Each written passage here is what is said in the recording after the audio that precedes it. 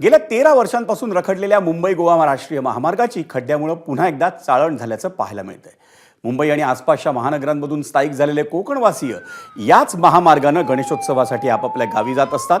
तो गणेशोत्सव अवघ्या 1.5 महिन्यांवर आलेला असताना मुंबई गोवा राष्ट्रीय महामार्गाची अवस्था ही कोकणवासियांना आता सहन होण्याच्या पलीकडची झालेली आहे। आणि या सर्व परिस्थितीचा आढावा घेतला आमचा प्रतिनिधी गणेश भापरळकरनं।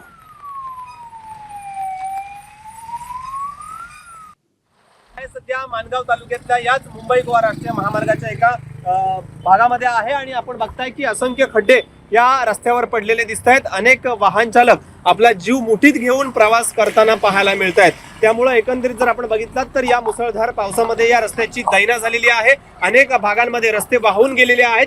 त्यामुळे संपूर्ण हा मुंबई गोवा राष्ट्रीय महामार्ग पुन्हा एकदा संकटात सापडलाय। त्यामुळे आपण बघताय की अनेक वाहन चालक असतील, मोटरसायकल स्वार असतील, आपला जीव मुठीत घेऊन खड्डे वाचवत प्रवास करताना पाहायला मिळतात। येणाऱ्या आगामी काळामध्ये गणपती सण उत्सव असेल, त्याच्यामध्ये देखील मुंबईकर चाकरमान्यांना योग्य पद्धतीने या मुंबई गोवा राष्ट्रीय महामार्गाने प्रवास करता यावा यासाठी लवकरात लवकर खड्डे बुजवण्याचे आदेश देखील प्रशासनाला दिले। मात्र ऐन पावसाळ्यात पुन्हा एकदा या रस्त्याची चालन झाल्यामुळे अनेक प्रवाशांची आता तारांबळ उडताना पाहायला मिळते। गणेश मापरळकर, एबीपी माझा, रायगड। गडकरी साहेबांनी गडकरी साहेबांची जी काम करण्याची पद्धत आहे ती पूर्ण जगामध्ये प्रसिद्ध आहे। पण सध्या मला तर वाटतं गडकरी साहेबांचं थोडंसं दुर्लक्ष कोकणाकडे झालेलं आहे। तर गडकरी साहेबांनी याच्याकडे लक्ष द्यावा। एबीपी माझा, उघडा डोळे बघा नीट।